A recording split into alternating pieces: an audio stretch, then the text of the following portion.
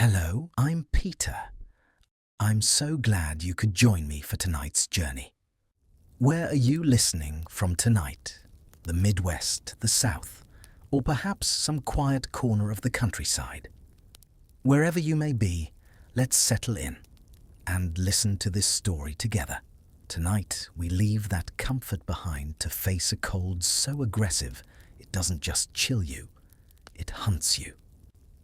One mistake with your fire, one gap in your heavy curtains, and the stone walls wouldn't protect you, they would entomb you. Forget the Hollywood romance of cozy firelit chambers. Forget the gentle snowfalls viewed from high towers. The reality of a medieval castle in winter wasn't a fairy tale. It was a massive stone refrigerator designed to keep enemies out, but terrifyingly efficient at trapping the freezing death inside. In the deep winter of the 14th century, sleep wasn't a luxury. It was a silent battle against drafts, damp and darkness. So before we peel back the tapestries and step into that freezing truth, I invite you to leave a like. Consider it your way of adding a log to our shared fire, a small gesture to keep the hearth burning and the warmth alive before we face the freezing stone ahead. Now, dim the lights, unclench your jaw, let your shoulders drop. You are safe here, but inside the castle. The winter siege has begun. Let us find the warmth. Reach out in your mind and touch the wall beside you. It feels less like a home and more like the side of a frozen cliff. You stand in the bedchamber of a high tower. The walls around you are massive 12 feet of solid grey stone built to withstand battering rams and trebuchets. But let us be clear about where we are. This is not a fairy tale palace. This is a fortress in northern Europe in the depth of the 14th century, a time when the Little Ice Age was just beginning to tighten its grip on the world. Winters were longer, storms were fiercer, and these castles, they were built for war, not for warmth. They were fortresses against men, but they were never fortresses against the weather. Look closer at the structure that holds you. From the outside, this castle is a titan of grey granite. Against the snow, its towers standing like frozen sentinels, and gargoyles carved centuries ago, leaning from the eaves, their stone mouths gagged with ice. Inside, the architecture feels alive in a mournful way. Great arched doorways loom like hungry stone mouths. Vaulted ceilings curve high above rib cages of masonry designed to hold up the sky, but here they only trap the shadows. The furniture is heavy carved from black oak that feels harder than iron, decorated with twisted beasts that seem to shiver in the flickering torchlight.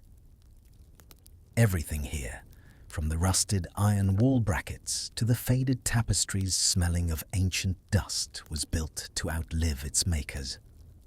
You are a temporary guest in a house of eternal stone. One fact historians agree on is that castles rarely warmed beyond a narrow radius around the hearth. A fire might blaze, smoke might curl upward, but step just 10 feet away and you were already in an icebox again. Chroniclers from 7 centuries ago recorded this scene over and over. The lord and lady sit directly in front of the hearth, so close the heat scalds their cheeks. Their cloaks are pulled up over their heads, creating tents of wool to trap the warmth against their skin. They do not move, they do not speak, they simply absorb. And behind them, in the gathering shadows where the firelight dies, servants shift from foot to foot, stamping, slapping their thighs, rubbing their hands, anything to keep circulation going, anything to survive the night. This is not a metaphor. This is the room you stand in now. The fire creates a circle of warmth so small you could reach across it with your arms. Step beyond that circle and you step into winter. Imagine the psychology of living in such a space. You are surrounded by stone, a material that feels eternal, unyielding. It does not care if you live or die. In the summer, these walls offer a cool respite, a welcome shade. But in winter, they turn into a tomb. The dampness they absorb becomes a slow poison, seeping into your lungs with every breath. To sleep here is to wage a nightly war against the very architecture that is supposed to protect you. And yet, people did not just survive. They adapted. They developed a relationship with the cold, a kind of grudging respect. They learned its rhythms, its warning signs. A sudden drop in pressure meant a storm. The way the smoke curled from the chimney told them of the wind's direction. They were not victims. They were participants in a harsh elemental dance. Historians remind us that these castles were marvels of defense, but rarely marvels of comfort. And here is the blunt truth. Those same thick walls that kept enemies out also trapped the cold in. Like a giant stone refrigerator, the castle holds onto the winter chill long after the sun has set. You can see your breath forming faint white clouds in front of your face. In, out, mist. Outside, the wind of northern Europe scours the landscape. It is the kind of wind that cuts through wool and leather, a relentless draft that seeks out every crack in the shutters. You hear it moaning against the battlements, a low, mournful sound that emphasizes the silence inside. A mainstream fact worth remembering is that castles were often built on the high, windswept hills for military advantage. Strategic for a general, yes. But for a sleeper, it was a curse. The wind hits the stone with full force, chilling the rock to its core. And yet, there is a beauty here. The moonlight spills through the narrow arrow slit, painting a silver stripe across the floor. The world is still. The stone is still. You feel the heaviness of the building around you, indestructible, permanent, cold. You realize that to sleep here, you must create a fortress within a fortress. You must build a nest of warmth in a cavern of ice. The chamber is vast, too vast. The ceiling disappears into shadow above you, and you understand immediately why this is a problem. Heat rises. Always. The small fire struggling in the hearth sends its warmth straight upward, where it collects uselessly in the rafters 20 feet above your head. Down here, where you stand, where you will sleep, the air remains stubbornly cold. Your fingers are already numb inside your gloves. Your toes ache in your boots. And you have only been standing here for a few minutes. The stone beneath your feet radiates cold upward. It seeps through the leather soles of your boots, through your stockings, and into the bones of your feet. You shift your weight, trying to minimize contact with the floor, but there is no escape. The cold is patient. The cold is everywhere. You notice the details now. The way condensation glistens on the walls where your candlelight catches it. The way the wooden furniture seems to shrink away from the stone, leaving gaps where drafts can slip through. The way even the tapestries, heavy and rich, tremble faintly in the currents of air that eddy through the room. There is a curious account from a French noblewoman in the 1380s. She wrote in a letter to her cousin that her bedchamber was so cold she could hear the ice cracking inside the walls at night. Creak, snap, like the bones of the castle itself, freezing and contracting. Scholars debate whether she was exaggerating for effect, or whether the moisture trapped in the stone really did freeze and expand with such force. But standing here now, listening to the faint groans and sighs of the building around you, you believe every word. The arrow slit is your only window. It is narrow, barely wider than your hand designed to let archers shoot out while preventing arrows from coming in. But it also lets in the wind. A thin, vicious stream of air that flows across the room like an invisible river seeking the warmth of your body. You walk toward the slit and peer out. The landscape beyond is silver and black under the moon.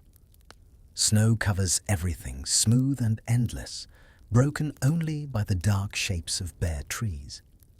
The sky is clear, which means the temperature will drop even further before dawn. No clouds to trap the heat of the earth. Just the cold stars burning in the void. You turn away from the window. The room feels even colder now, as if looking at the frozen world outside has let some of its chills seep into your bones. But you are not defeated.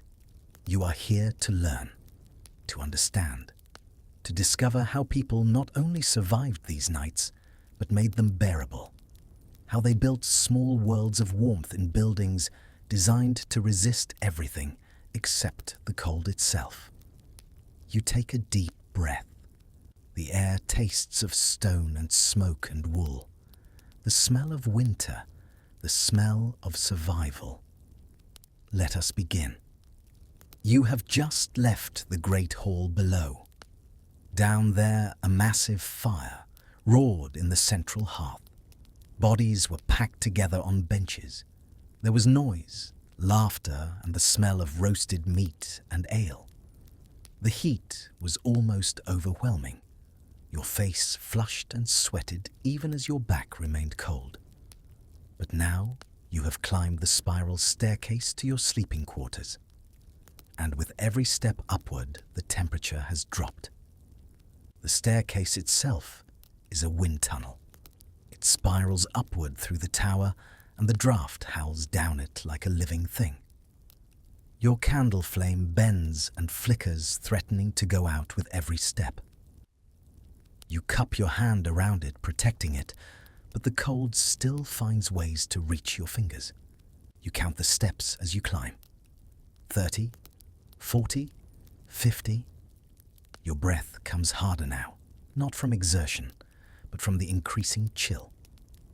By the time you reach the door to your chamber, your lungs burn with every inhale. The door is heavy oak bound with iron. You lift the latch and push. It swings inward with a low groan, and the air that rushes out to meet you is like a physical blow. Cold, damp, still. You step inside and pull the door shut behind you.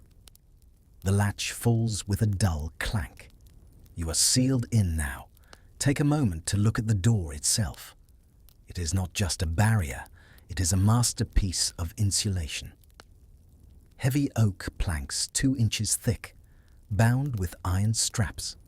Often a heavy curtain of wool or tapestry hangs over it from the inside, creating an airlock to trap the warmth. You run your hand over the rough fabric. It is cold to the touch on the outside, but on the inside it holds a faint memory of the room's heat. This simple curtain is the difference between a drafty hell and a bearable sanctuary. But as the door closes, your senses are immediately assaulted. It is not just the cold, it is the smoke. You realize that medieval warmth came with a steep price. The fireplace in your chamber has a wide, primitive chimney, but the winter draft pushes back down. The air is hazy, filled with a blue-grey mist that hangs in the rafters. Historians describe these rooms as perpetually smoky. Even the freshest linen sheets would smell faintly of ash and charred oak. You breathe in, and the scent coats the back of your throat, acrid, dry, and earthy. It is the smell of survival. To breathe clean air was to freeze. To be warm was to breathe smoke. Foreign visitors often complained about this. An Italian merchant in the 1390s wrote that he woke up every morning in England coughing black phlegm. But you barely notice it anymore. It is the scent of home.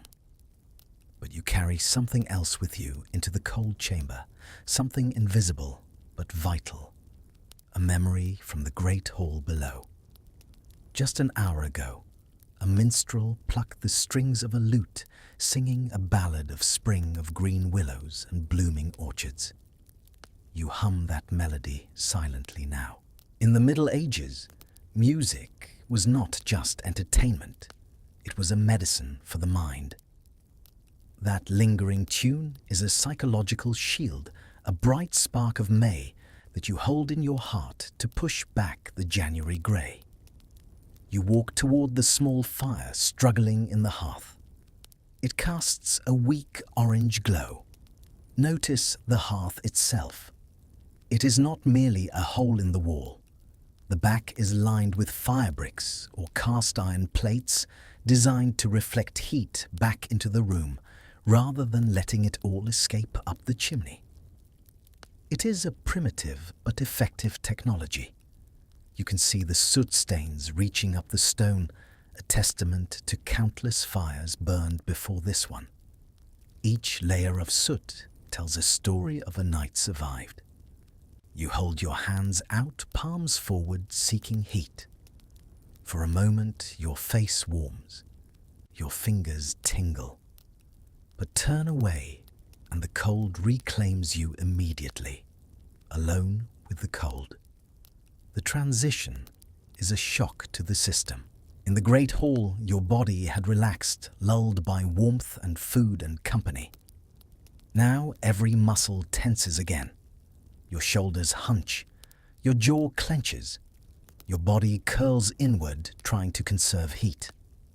Historians describe this moment, this transition from communal warmth to private cold, as one of the defining experiences of medieval castle life.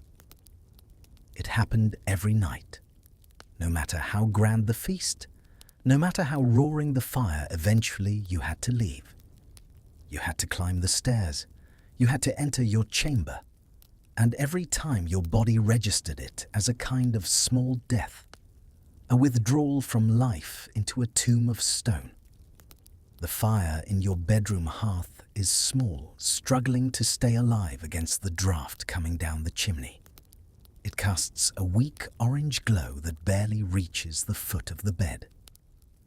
The wood hisses and pops, but the sound is feeble, lost in the vastness of the chamber. You walk toward it, drawn by instinct. Your hands reach out, palms forward, seeking heat. For a moment, your face warms. Your fingers tingle, but turn away, and the cold reclaims you immediately. Here is a quirky tidbit from records in Germany and the Low Countries. Chroniclers treated indoor frost as normal. In the mornings, you might wake up to find the water in your wash basin frozen solid, or see a thin layer of white rime coating the stone walls where the moisture from your breath hit the freezing rock during the night. One account from a monastery in Flanders describes monks waking to find their beards frozen to their pillows. The ink in their writing desks turned to slush. The wine in their cups became grainy with ice crystals. And yet they wrote about these things matter-of-factly, as if to say, this is simply winter. This is how it is. Scholars still debate just how effective medieval heating really was. Some argue that elaborate tapestries hung on the walls helped trap pockets of warm air, creating a kind of insulation. The thick fabric, they say, would prevent the stone from radiating quite so much cold into the room. Others insist that the cold always won, no matter how much fabric you hung. They point to the laws of physics. Stone is an excellent conductor of cold. A A tapestry, no matter how thick, is still just fabric. The chill will always find its way through. The truth, as always, probably lies somewhere in between. The tapestries helped, but they did not solve the problem. They merely made the unbearable slightly more bearable. You walk toward the bed now. It stands in the center of the room, a massive wooden frame raised high off the floor on stout legs. The posts rise up toward the ceiling, thick as young trees carved with spirals and leaves and strange, watchful faces. This is not for style. This is strategy. The coldest air sinks to the floor, sweeping across the rushes like an invisible tide. By sleeping high, you escape the worst of it. You rise above the flood of cold that pools at ground level. But even raised up, even surrounded by curtains and blankets, you will not be truly warm tonight. You will only be warm enough to survive, enough to sleep, enough to wake when morning comes. You are entering your night habitat, a small island of fabric and flesh in a sea of stone and cold. This is where you will make your stand. This is where you will fight the long battle against winter. And if you are clever, if you're careful, if you are lucky, you will win. Not a glorious victory, just survival. One more night. You drift in and out of sleep, and in one of your waking moments, you become aware of the smoke. It is always there, of course, omnipresent. The smell of it in your hair, your clothes, and your blankets. But usually, you do not think about it. It is just part of life. Now, though, in the darkness, you notice. Your throat is slightly raw. Your eyes, even closed, feel irritated. There is a heaviness in your chest when you breathe deeply. This is the price of fire, the cost of warmth. Medieval fireplaces, for all their size and grandeur, were crude devices. The chimneys were little more than wide shafts carved through the stone, with no mechanism to control draft or prevent backdraft. When the wind blew the wrong direction, smoke poured back into the room. When the wood was damp, it produced thick, acrid smoke that filled the chamber before slowly finding its way up the chimney. And always, always, a portion of the smoke stayed. Hung in the air, settled on surfaces, seeped into fabric. Historians describe medieval castles as perpetually hazy. Even in the daytime, with fires burning and torches lit, the air was never quite clear. There was always a faint mistiness, a dimness that had nothing to do with lack of light and everything to do with suspended particles of soot. The walls, despite the tapestries, were blackened with smoke. The ceilings were worse. Look up, and you would see generations of soot accumulated on the stone thick as paint. The smell was overwhelming to anyone not accustomed to it. Foreign visitors wrote about it constantly. The stink of wood smoke, they said, clung to everything. You could smell an Englishman or a Frenchman before you saw him. The smoke embedded so deeply in his clothes that no amount of airing could remove it. There is a curious complaint from an Italian merchant visiting London in the 1390s. He described waking every morning with a cough. Black phlegm, he wrote. His handkerchief was dark with soot after blowing his nose. He blamed the English and their wasteful fires. All that smoke, he said, for so little heat. It was barbaric, uncivilized. But the English had no choice. Burn wood or freeze. Those were the options. And so they burned, and they coughed, and they accepted the smoke as part of life. Scholars debate the health impacts. Some argue that respiratory diseases were rampant, that medieval people suffered chronically from conditions we would now recognize as chronic bronchitis or even early-stage emphysema. Others point out that people adapted. Their lungs developed tolerances. Their bodies learned to cope with constant low-level smoke exposure. Both are probably true. People adapted, but they also suffered. You cough now lying in your bed, a dry, rasping cough that scrapes your throat. The dog at your feet stirs disturbed by the sound, then settles again. You breathe more shallowly, trying not to trigger another cough. The air tastes of smoke and soot, gritty, dry. Even with the fire burned down to embers, even with minimal smoke production at this point in the night, the residue remains. The particles are suspended in the air, the irritation in your lungs. This is the reality of medieval warmth. It is never clean, never pure, always purchased at a cost. You think about the servants who tend the fires all day, whose faces are perpetually smudged with soot, whose eyes are red and watering from constant exposure, whose lungs must be worse than yours working so close to the flames. They age quickly, those servants. They cough more. They sicken more often. Fire is life. But fire is also poison taken in small doses every day. You settle back into your pillows resigned. This is how it is. This is how it must be. Better to breathe smoke than to freeze. Better to cough than to die. The trade-off is not really a choice. It is simply reality. And so you breathe the smoke. You taste the soot. You feel the irritation in your throat and lungs. And you are grateful for it. Because the smoke means the fire is burning. And the fire burning means you will survive the night. That is the equation. Simple, brutal, true. You close your eyes again. The smoke wraps around you like another blanket. Invisible, inescapable. As much a part of your cocoon as the furs and the wool. You breathe it in. You breathe it out. And you sleep. There is a phenomenon that happens only in deep winter, something architects call the snow silence. As the drifts outside pile higher against the castle walls, reaching 5 or 6 feet deep, they act as a massive sound absorber.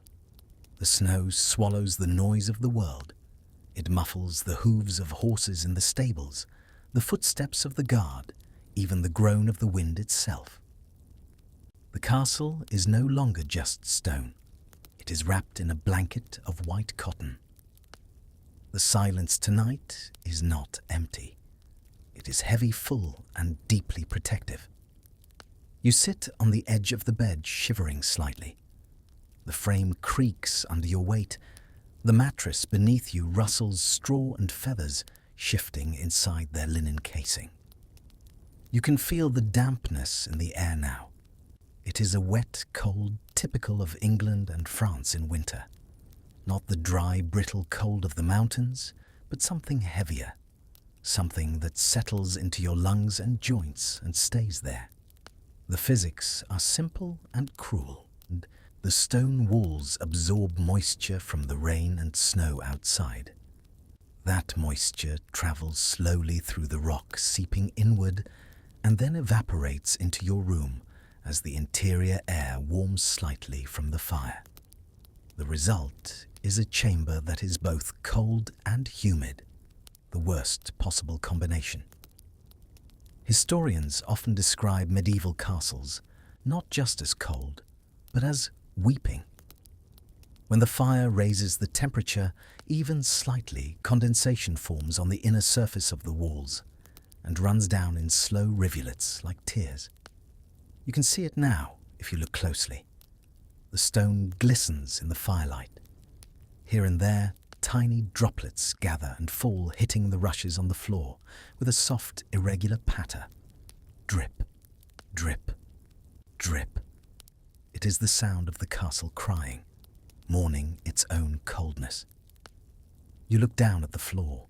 It is stone like everything else in the castle. flagstones fitted together, worn smooth by centuries of feet. Cold, unforgiving. To walk on bare stone in winter would be agony. The cold would travel up through your feet, into your legs, and into your core. But the stone is not bare. It cannot be. Instead, the floor is covered with rushes. Dried grasses and reeds gathered from riverbanks in the summer and fall bundled and stored until winter. Now they are strewn across the floor in thick layers, sometimes 6 inches deep. They crunch and rustle when you walk on them. Historians describe rushes as one of the most universal features of medieval life. Rich and poor alike covered their floors with them. They were cheap, abundant, easy to replace. But they served multiple purposes. Insulation?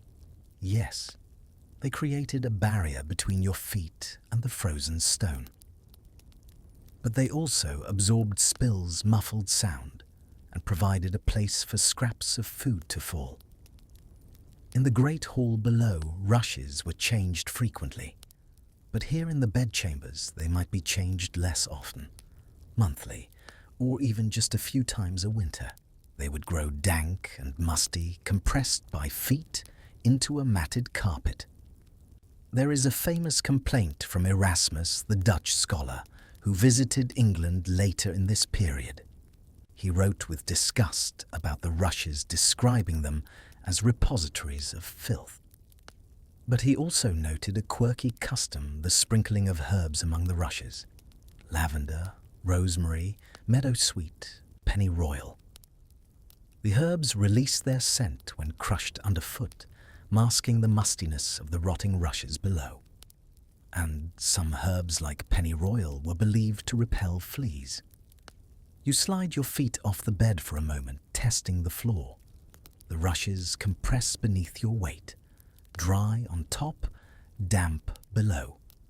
A sharp scent of lavender rises, mixing with the earthy smell of decay. It is not unpleasant exactly. It is simply medieval. The smell of a world where humans live intimately with nature. You realize this as an ecosystem, a miniature world. Mice nest in these rushes. Beetles hunt among the stems. But without this layer of grass, the castle would feel even more like a prison of stone. Even colder, even harder. You pull your feet back up onto the bed. The wind rattles the wooden shutters. There is a curious irony here, one that travellers to medieval England often noted with surprise. Sometimes the peasants in their wattle and daub huts were warmer than the lords in their castles. A small wooden hut with a thatched roof and a single room traps heat efficiently. The low ceiling keeps the warmth from the hearth close to the inhabitants. The family sleeps together sometimes with their animals, and the combined body heat raises the temperature to something almost comfortable. But a lord in his castle. He sleeps in a vast stone chamber with 20-foot ceilings. All the heat from his fire rises straight up into useless space. The stone walls radiate cold. The floor is ice. He has wealth. He has power. But he does not have warmth. Not in the way the peasant does. One account from a visiting Italian merchant in the 1390s expresses shock at this. He had expected the English nobility to live in comfort. Instead, he found them shivering in their great halls, wrapped in furs, while the common people in their cramped cottages seemed far more at ease. Grandeur, he wrote, comes with a price, and that price is paid in cold. You realize this truth now sitting on your bed in this enormous chamber. The room is a symbol of status. The high ceiling, the carved posts, the tapestries, all of it announces wealth and power, but it does not keep you warm. Status cannot defeat physics. Stone is stone. Cold is cold. The wind rattles the wooden shutters. Clack, clack, clack. a reminder that the only thing separating you from the howling gale outside is a plank of oak and an iron latch. You stand and walk to the window. The shutters are closed, barred from the inside with a heavy wooden beam, but you can feel the draft seeping through the cracks between the planks. It flows across your face like cold water. Some castles, you know, had oiled cloth or thin sheets of horn stretched across the windows to let in light while blocking the wind. Translucent, not transparent. The world outside would appear as vague shapes and colors, like looking through fog. But this chamber has no such luxury, just wood. And wood is full of cracks. You press your palm against the shutter. It is cold to the touch, cold enough that your skin almost sticks to it. You pull your hand back quickly and rub your fingers together, trying to restore feeling. And consider this. The storm outside is not just a threat, it is a shield. In the 14th century, winter was the only true season of peace. Deep snow meant that armies could not march, raiders could not ride. The freezing mud stopped the wheels of politics and war. When you hear the wind howling, it is actually the sound of safety. It means no one is coming. The world has stopped. For tonight, the castle is not a fortress of war, but a capsule of peace suspended in the white void. Your senses take over now. The smell of damp wool from your cloak, the smell of old stone musty and mineral, the smell of the dying fire sharp with wood smoke and a faint tang of resin from the pine logs. It is the scent of winter survival. A mixture of everything humans use to keep the cold at bay. Fabric, fire, stone, flesh. Consider the floor beneath your feet again. We spoke of the rushes, but there is more. In the wealthiest chambers beneath the rushes, you might find a layer of woven reed mats or even heavy woolen carpets imported from the east. These were not just for decoration. They were thermal breaks, a way to interrupt the conduction of cold from the stone into your body. Every layer mattered. Every inch of distance from the frozen rock was a victory. And what of the windows? We mentioned the shutters, but did you know that some castles had window seats built into the thick stone walls? These alcoves lined with wood and cushions allowed you to sit near the light during the day while being protected from the direct draft. At night, heavy wooden shutters would be barred and thick curtains drawn across the entire alcove, creating a double barrier against the wind. You turn back to the bed. It is time to begin the ritual. Time to build your fortress within the fortress. Because you cannot change the stone. You cannot change the wind. You cannot change the winter. But you can change yourself.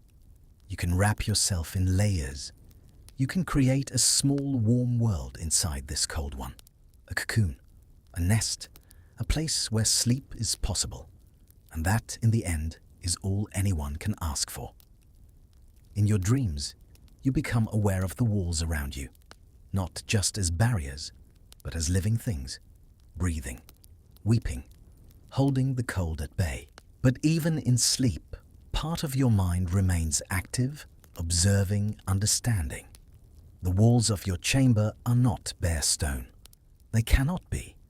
Bare stone would radiate cold so intensely that sleep would be impossible. Instead, the walls are dressed, covered, hidden beneath layers of fabric that soften their cruelty. Tapestries hang from iron hooks driven into the mortar between stones. Massive pieces of woven wool, some as large as the wall itself, depicting scenes of hunts and battles and biblical stories. These tapestries are not just decoration, though they serve that purpose. They are insulation, a barrier between your body and the frozen rock. The principle is simple. The tapestry creates a pocket of air between itself and the wall. Air is an excellent insulator, far better than stone. And the thick wool of the tapestry itself adds another layer of protection. When the cold tries to radiate inward from the stone, it must pass through the air gap, then through the wool. By the time it reaches the interior of the room, its force is diminished. Not eliminated, never eliminated, but diminished enough to matter. Historians debate how effective this really was. Some argue that tapestries made a significant difference, raising the interior temperature by several degrees. They point to household accounts that show noble families traveling with their tapestries, hanging them in whatever castle they stayed in, as if the fabric were as essential as their beds. Other scholars are more skeptical. They point out that tapestries could not stop the draft. They could not seal the cracks around windows or doors. And the stone walls were so massive, so thermally conductive, that a few inches of wool could only do so much.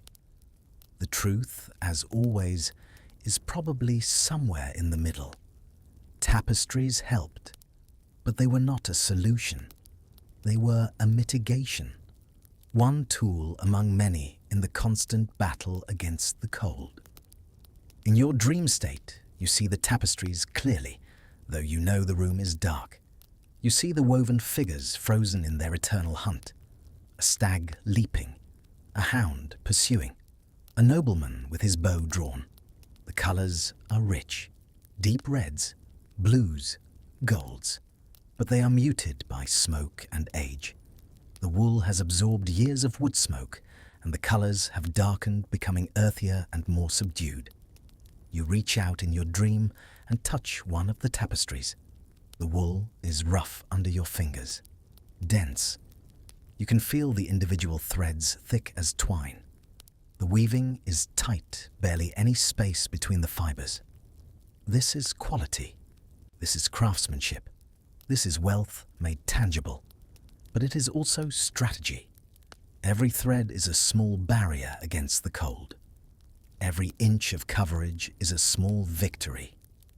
Some chambers, you know, have wooden paneling as well as tapestries. Oak boards fitted together and mounted on the walls, creating an even larger air gap. The paneling is carved with scrollwork and religious symbols, beautiful to look at. But its true purpose is thermal. Wood is a poor conductor of heat, far better than stone. A wooden wall radiates far less cold than a stone one, and the air gap between the paneling and the stone adds even more insulation. Nobles who could afford such paneling often had it installed in their sleeping chambers, their solas, the private rooms, where they spent the most time in winter. The difference was noticeable, measurable, real. Yet, even with tapestries and paneling, the cold still found ways in. Through cracks in the mortar, through gaps around the window frames, through the very pores of the stone where moisture seeped inward and evaporated, cooling the air. The battle was never won, only fought, every night, every winter. In your dream, you see the condensation forming on the stone behind the tapestries, clear droplets gathering where the warm interior air meets the frozen rock.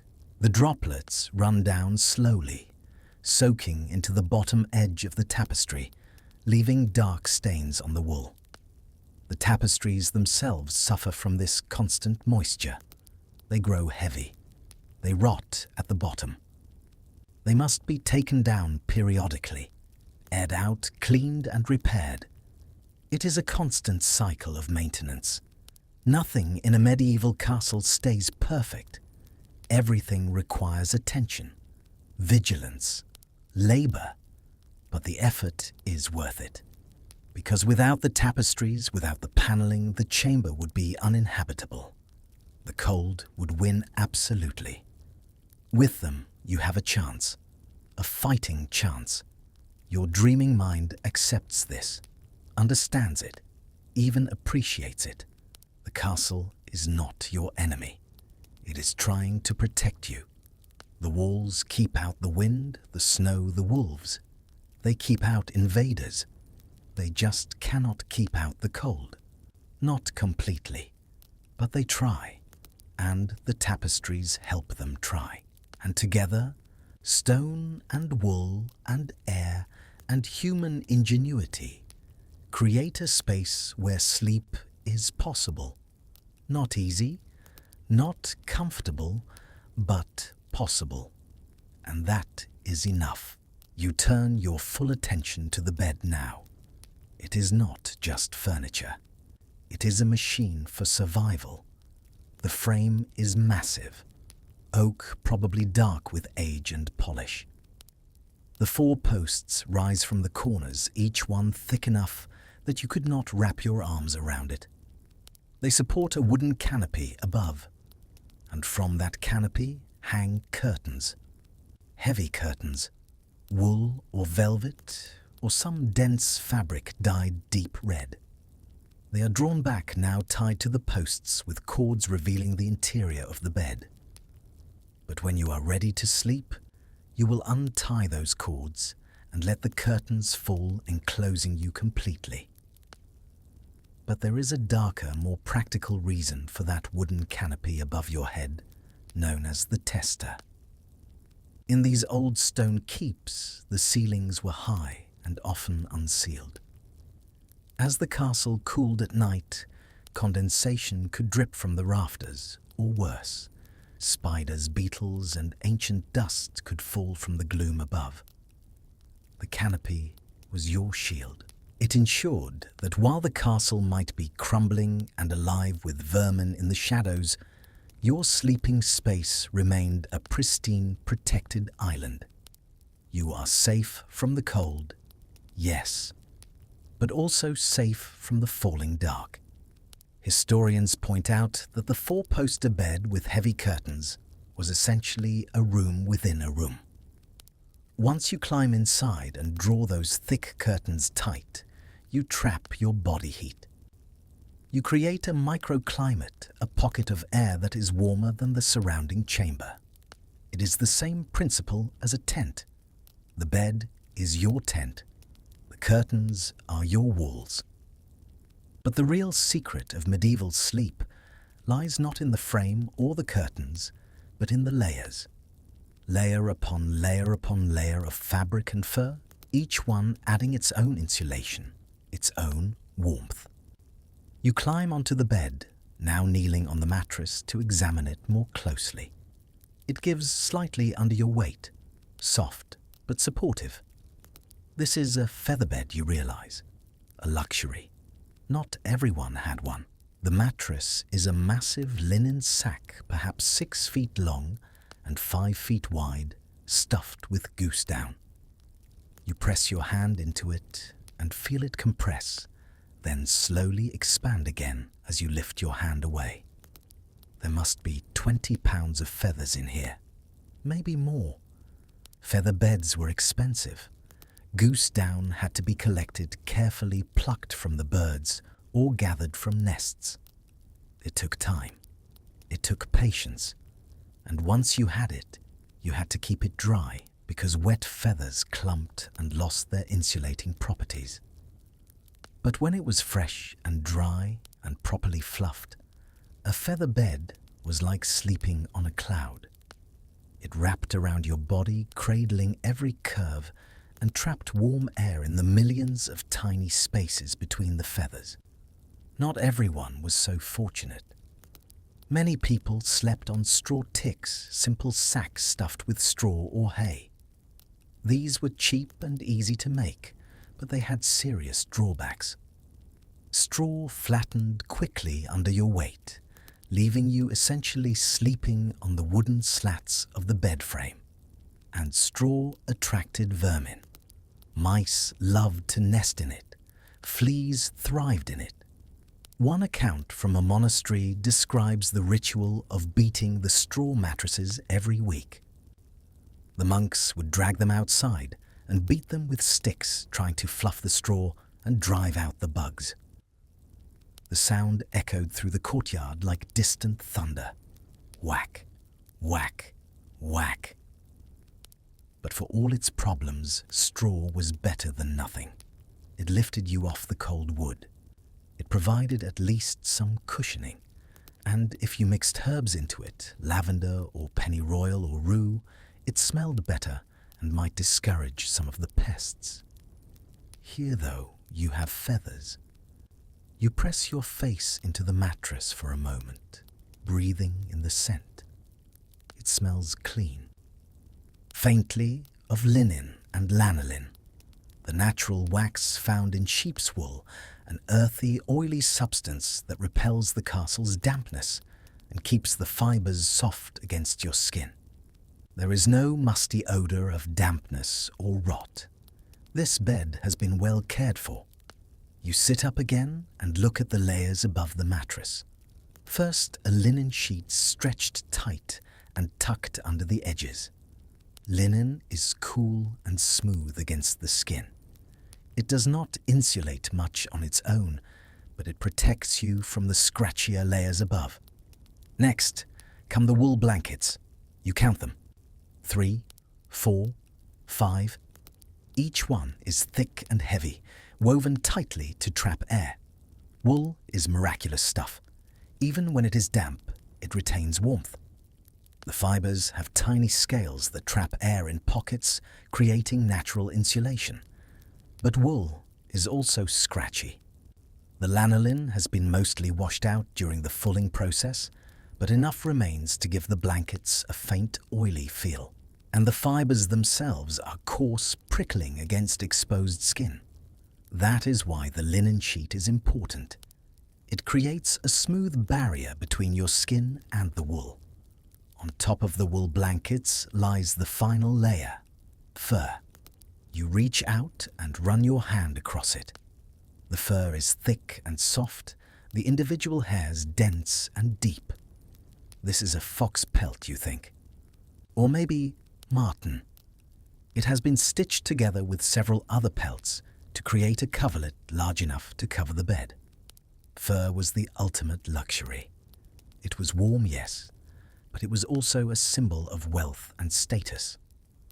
Only the nobility could afford furs like this. Peasants made do with sheepskins or wool. But the warmth of fur was undeniable. The thick hair trapped air even more effectively than wool. And the natural oils in the fur repelled moisture, keeping the blanket dry, even in the damp air of the castle. There is a quirky term for this layering logic found in some household accounts. The textile sandwich.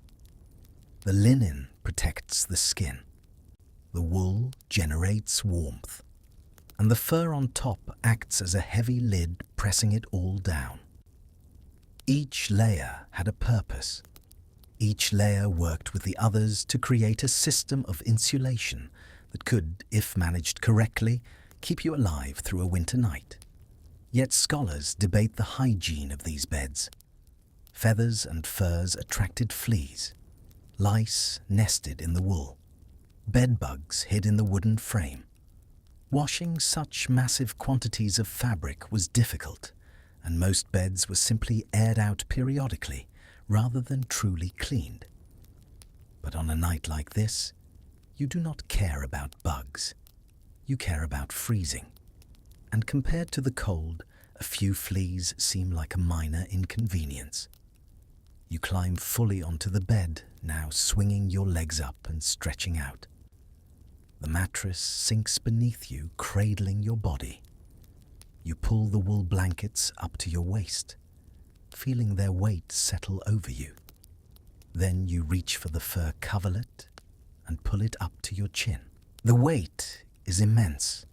30 pounds, maybe more, pressing you down into the feathers. Every inch of your body from the neck down is covered, compressed, held. This heaviness is hypnotic. It is not oppressive. It is comforting. It signals to your nervous system that you are safe. You are held. You are protected. The weight triggers an ancient response in your brain. You are not in danger. You are not exposed. You are cocooned, guarded, hidden away. Your breathing slows. Your heart rate drops. The tension in your muscles begins to ease. You realize now why medieval people went to such lengths to pile blankets on their beds. It was not just about warmth. It was about this feeling, this sense of being held down, pinned in place by something heavy and soft. There is a psychological comfort in this weight as well. It mimics the feeling of being embraced, of being held. In a world that was often harsh and violent, where danger could come from anywhere, this sensation of being physically contained was a form of emotional armor. Under the furs, you were untouchable. The world could not get to you. It was a weighted blanket centuries before anyone invented the term. You lie still for a moment, feeling the layers above you and below you, the feathers beneath, the linen against your skin. The wool is pressing down, the fur sealing it all in. You are wrapped. You are layered. You are insulated from the world. And for the first time since you entered this cold chamber, you begin to believe that sleep might actually be possible. But you are not ready to sleep yet. There are still rituals to perform, steps that must be taken if you want this bed to truly work. The door to your chamber opens. A servant enters carrying a brass pan with a long wooden handle. You can see the glow of coals inside the pan, red and orange, pulsing with heat. This is the warming pan, an essential tool of medieval sleep. The servant approaches the bed and lifts the edge of the fur coverlet, the wool blankets, and the linen sheet. Then carefully they slide the warming pan between the sheets, moving it back and forth in a slow, rhythmic motion. Swish, swish, swish. You watch as steam begins to rise from the linen. The cold dampness trapped in the fabric evaporates, driven out by the heat of the coals. The sheets are being cooked, warmed, made ready for your body. The servant works methodically, covering every section of the bed. The pan slides down toward the foot, then back up toward the pillows, side to side, back and forth. The brass glints in the firelight. Here is a quirky tidbit from a 15th century English manuscript. People sometimes sprinkled dried herbs like lavender or rosemary directly onto the hot coals in the warming pan. The herbs would smolder and smoke, and that smoke would billow out through the holes in the pan's lid, infusing the sheets with scent. It was not just for pleasantness. They believed the smoke drove away bad air and pests. Fleas and bedbugs they thought would flee from the aromatic smoke. And the pleasant smell would counteract the mustiness of wool and the dampness of stone. So your bed, when the servant finishes, smells of smoke and flowers. A strange, distinctly medieval perfume. The servant withdraws the pan and steps back. You slide your feet under the covers, searching for the spot where the pan just was. The heat is intense, shocking. Your frozen toes make contact with the warmed linen, and you gasp involuntarily. It feels almost painful at first, the sudden contrast between ice-cold feet and heated fabric. But after a moment, the pain fades and transforms into relief. Deep, profound relief. The knot of cold in your chest begins to loosen. The shivering that has gripped you since you left the great hall finally stops. You sigh. A long, slow exhale. Your body sags deeper into the mattress. The servant nods, places the warming pan on the hearth, and retreats to the shadows of the corner, preparing his own humble pallet. The chamber is quiet, but not empty. But wait. Look at the servant for a moment before he retreats. His clothes are simpler than yours. Rough wool tunics, thick hose, perhaps a sheepskin vest. He does not have a feather bed. He will sleep on a pallet near the fire, or perhaps in the hallway outside your door to guard it. And yet, he may be warmer than you. His body is hardened to the cold in a way yours is not. He moves constantly, generating heat through labor. There is a strange equality in winter. The cold strips away pretension. A shivering lord is no more noble than a shivering peasant. Now, for the first time, you are beginning to warm. The heated sheets radiate warmth up through the blankets. Your feet, which felt like blocks of ice just moments ago, begin to tingle as blood flow returns. You flex your toes experimentally, feeling them respond. You realize now that sleep was not effortless in this time. It was engineered. It took work. It took tools. It took fire and metal and human hands. No one simply collapsed into bed and hoped for the best. Every night required preparation. Every night required a ritual. The warming pan was just one part of it. There were others. You sit up slightly and reach for the foot of the bed. There, wrapped in a scrap of wool, is a smooth river stone. You lift it carefully. It is warm to the touch. Not hot. Warm. Someone placed this stone near the fire earlier in the evening, letting it absorb heat slowly. Now, hours later, it still holds that warmth. Stone is an excellent thermal mass. It takes a long time to heat up, but once warm, it stays warm for hours. You slide the wrapped stone down under the covers near your feet. It nestles there like a living thing radiating gentle heat. Not the intense shock of the warming pan, but a steady, reliable warmth that will last through the night.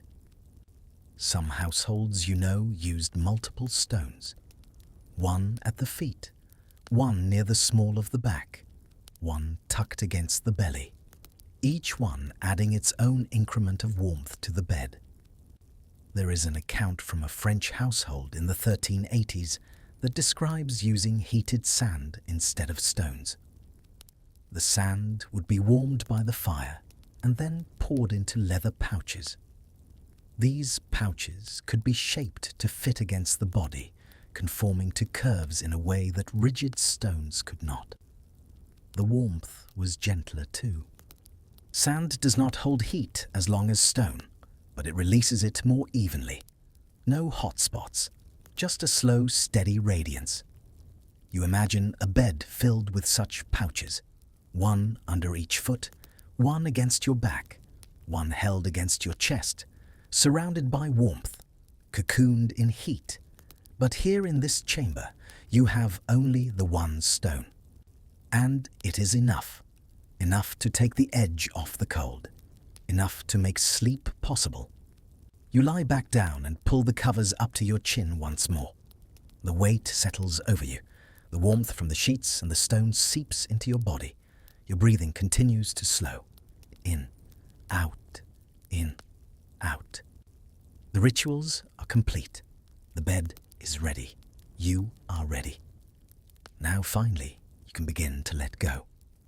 Somewhere in the haze between waking and sleeping, you remember the meal that came before bed, the food and drink that filled your belly and warmed you from the inside.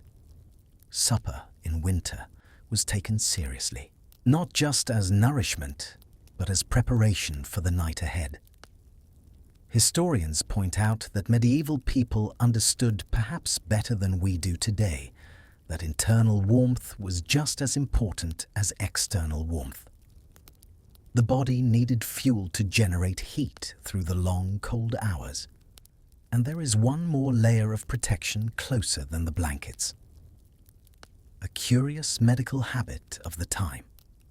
Before dressing for bed, some nobles would have their feet and chests rubbed with goose grease, or if they were wealthy enough to import it, bear fat. It sounds strange to us now, sticky and pungent.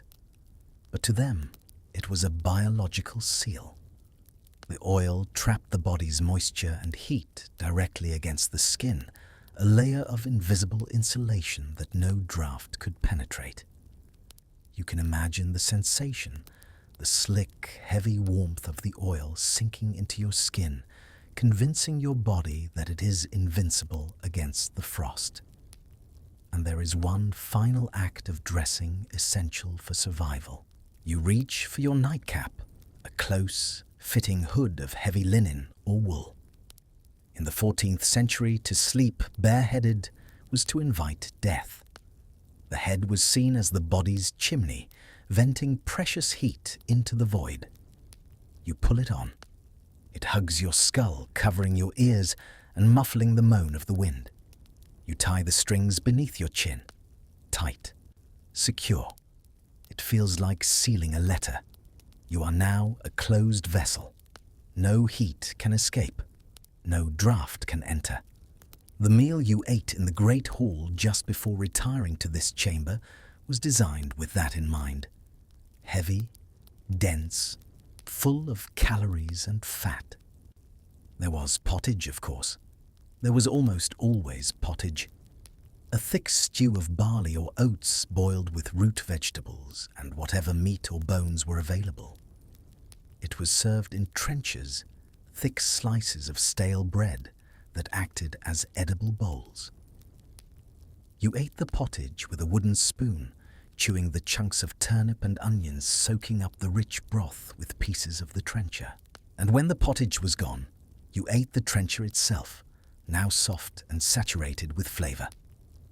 The pottage sat heavy in your stomach, warm, filling. It radiated heat from your core outward, a slow-burning fire that would last for hours. There was bread too, dark rye bread, dense and chewy. You tore it with your hands and dipped it in ale, softening it, making it easier to swallow. The bread provided more fuel for your body's furnace. And there was meat, if you were fortunate. Salted pork, smoked fish, perhaps a roasted bird if it was a feast day. The fat from the meat was prized, scraped from the trencher, and eaten with gusto. Fat was energy. Fat was warmth. You recall the figures of the people around you in the great hall. They are not the slender, fragile saints of stained glass windows.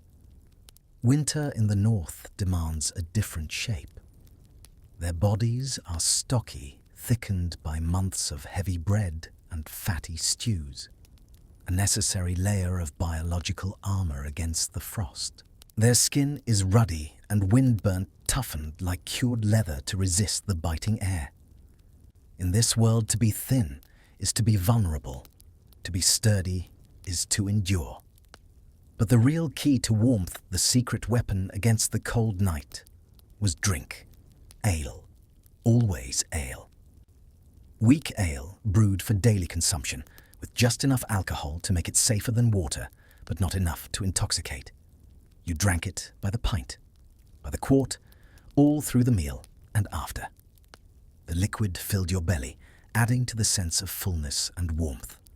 And the slight alcohol content made your blood vessels dilate, spreading warmth to your extremities.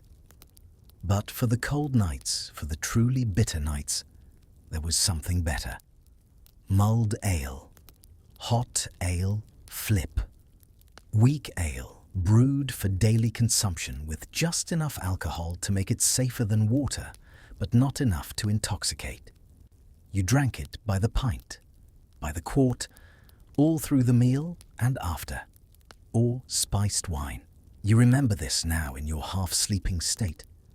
The servant brought you a wooden cup as you sat by the fire in the great hall. Steam rose from the cup in delicate wisps. You lifted it to your lips and inhaled. The scent was intoxicating. Cloves, cinnamon, nutmeg, ginger, spices imported from unimaginably distant lands, worth nearly their weight in silver. The liquid was hot enough to scald, so you sipped carefully. It burned your tongue, your throat, but in the most pleasant way. The warmth spread instantly through your chest, radiating outward like liquid sunshine. The spices had been added not just for flavor, but for their warming properties. Medieval physicians believed that certain spices had hot natures, that they could increase the body's internal heat and balance the humors. Ginger especially was prized for this. A hot spice for cold nights. It made your blood run faster, made you feel alive and alert even as exhaustion pulled at you. There is a quirky account from a French physician in the 1370s. He prescribed mulled wine before sleep for patients suffering from excessive coldness of the humors. 2 cups, he specified. 1 after supper, 1 just before retiring to bed. The wine, he claimed, would keep the blood flowing freely through the night, preventing congealing and congestion. It would ensure the patient woke healthy and vigorous in the morning. Whether this was good medicine or not is debatable, but there is no doubt that a belly full of hot spiced wine made the cold chamber more bearable. You can still taste it now in your memory.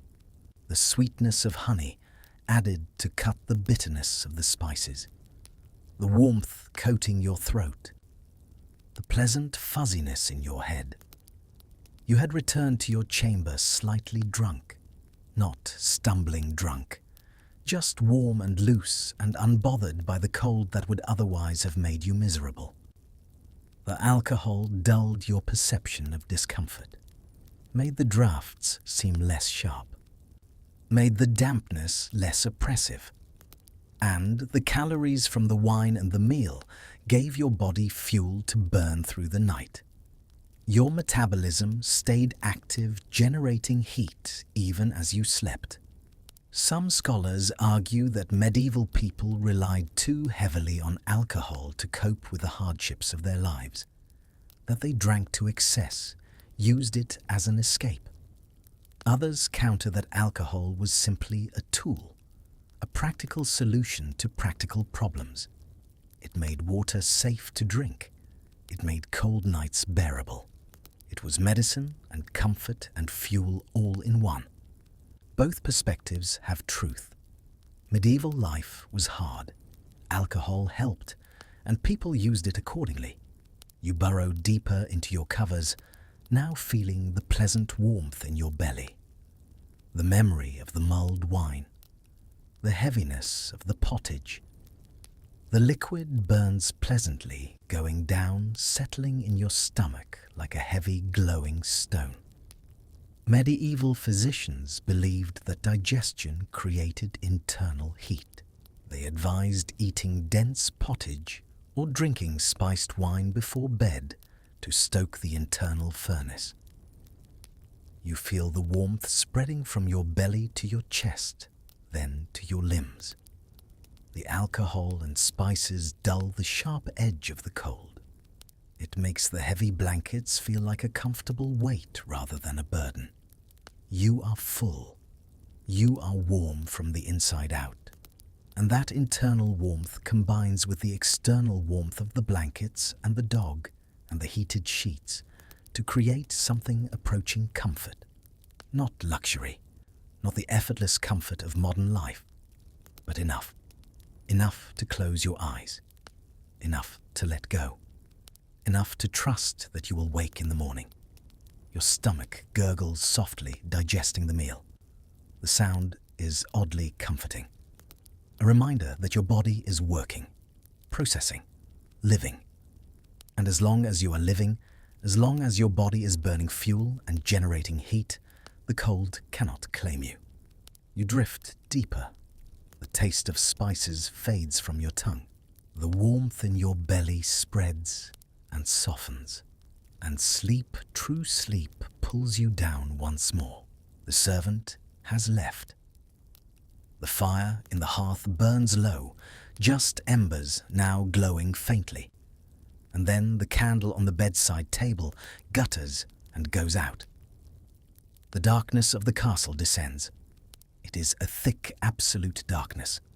Not the darkness of a modern city where streetlights glow through curtains and electronic devices cast faint blue glows. This is medieval darkness. Complete. Total. The kind of darkness that feels almost solid, like you could reach out and touch it. You blink, but your eyes do not adjust. There is nothing to adjust to. No light enters this chamber. The arrow slit is too narrow, the shutters too thick. The fire has died to embers too dim to illuminate anything beyond their own faint glow.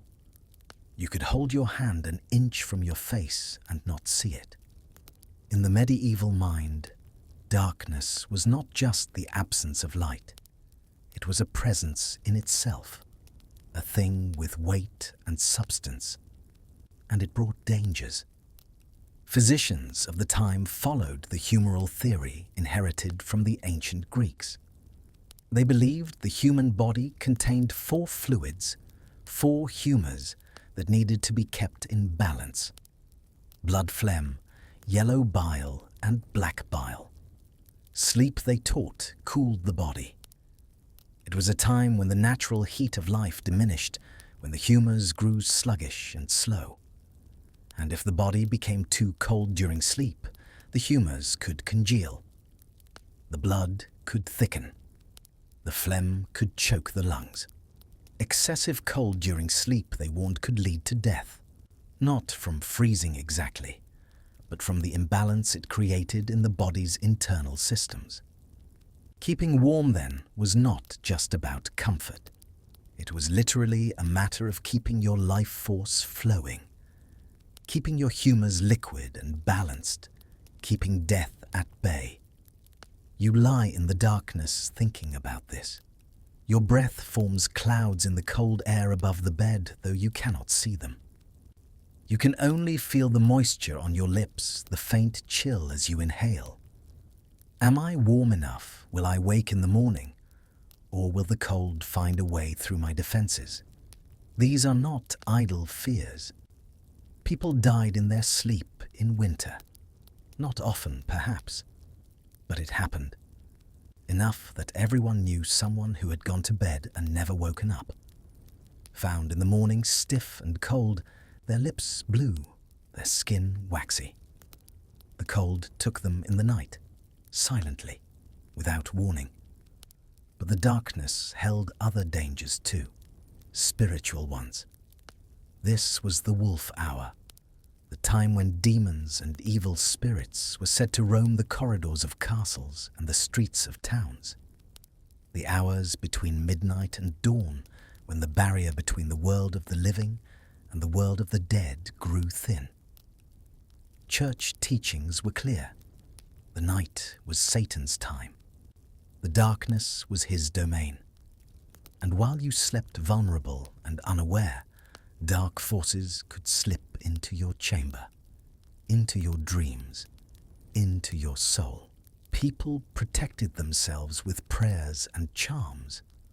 A crucifix hung above the bed, a verse from the Psalms whispered before sleep, holy water sprinkled on the threshold.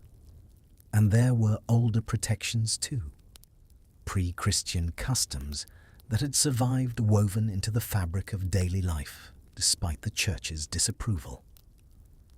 A quirky detail from a German household manual advises sleepers to place a piece of iron, a knife or a scissor under the pillow or mattress. Iron, it was believed, repelled evil spirits and nightmares. Demons could not cross iron. They would turn away seeking easier prey. You reach under your pillow now, feeling in the darkness. Your fingers brush against something cold and hard. Metal. You grasp it, pulling it out slightly. A knife. Small. Sharp. You run your thumb carefully along the blade, testing its edge. It is well made, well maintained. You slide it back under the pillow, feeling a strange comfort from its presence. It is a talisman against the unseen, a small piece of protection against the vast darkness that surrounds you. Rational, perhaps not. But in a world without electricity, without streetlights, without any way to drive back the night, such charms mattered. They gave comfort. They gave control. You are not helpless against the darkness. You have iron. You have prayers. You have the walls of your fortress bed. You settle back into the pillows, pulling the fur coverlet tighter around your shoulders. The weight presses down. The warmth, such as it is, holds steady. Your senses heighten now that your sight is gone. You hear things you would have missed in daylight. The settling of the castle. The stone groaning as it cools, contracting minutely in the night air. Tiny sounds barely audible, but distinct in the silence. Creak. Crack. You hear the scurry of a mouse somewhere in the rushes on the floor. The faint scratch of tiny claws on stone. A pause. Then more scurrying, fading into the distance. You hear the wind outside moaning against the battlements. It rises and falls, never quite ceasing a constant presence. Sometimes it sounds almost like voices, wordless and mournful, crying to be let in. You hear the breathing of the castle itself, the slight whistle of air moving through cracks and passages, the distant echoing drip of water somewhere deep in the walls. These sounds do not frighten you. They are the sounds of life, the sounds of a building that is occupied, inhabited, lived in. Far more frightening would be silence, true silence, because that would mean you were alone, utterly alone. And in the darkness of a medieval night, being alone was the greatest danger of all. But you are not alone, not truly. Somewhere in the castle others are sleeping. Servants in their quarters, guards on the walls, family in nearby chambers. You are part of a community, however invisible it might be in this moment. And that thought, more than any charm or weapon, gives you comfort. There is a profound intimacy in this shared darkness. In the modern world, we use light to separate ourselves, to create individual islands of activity. But here, the darkness unifies. Everyone in the castle, from the lord in his tower to the scullery maid in the kitchen, is subject to the same rhythm. When the sun goes down, the world shrinks. Horizons vanish. All that remains is the immediate circle of warmth and the people within it. It forces a kind of closeness, a reliance on one another that we have largely forgotten. The darkness presses close. But you are safe inside your fortress bed, safe behind your curtains, safe beneath your layers. You close your eyes, even though it makes no difference to what you can see. And slowly, gradually, you begin to drift. Your sleep deepens. And with depth come dreams. You dream of the world outside the walls, the vast, silent landscape of snow stretching in every direction. In the dream, the wind hums, blowing white drifts across the plains. It is a cold world, a world of ice and stillness. You see the castle in the distance, standing grey against the white sky. Icicles hang from the battlements, glistening like glass. The entire structure looks quiet, enduring the weight of winter. You feel the chill in the dream, a faint coolness touching your face. It is the memory of the cold you felt earlier, the memory of the wind on the stairs, the memory of the frozen stone. And then gently you stir. You float back up toward consciousness, not with a start, but slowly, like surfacing from deep water.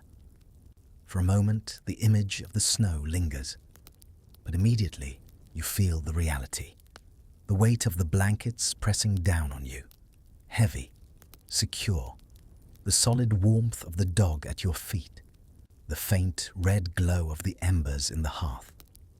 You are not out there in the snow. You are here, in your bed. The dream was just a shadow, a reminder of the harsh world outside, which makes the warmth inside feel even sweeter. You breathe deeply. The air in the room is cool, tasting faintly of smoke. But under the furs, you are an island of heat. You lie still, listening to the safe sounds of the chamber. The servants' slow breathing, the dog's gentle snoring, the soft crackle of the banked fire, the drip of condensations somewhere in the walls. All of it real. All of it proof that the fortress is holding. You are alive. You are warm enough. You are safe. The cold outside cannot reach you here. It is just a dream now, a picture in your mind that fades as you settle deeper into the mattress. You close your eyes again. The snowy landscape is gone. Now there is only the dark, and the warmth, and the stillness. You drift back down, deeper this time, into a sleep without dreams, just rest, just peace, until the dawn comes. You are hovering on the edge of sleep when you feel a weight shift at the bottom of the bed. A heavy, warm lump presses against your feet, pushing through the layers of fabric. You tense for a moment, startled, but then you hear it.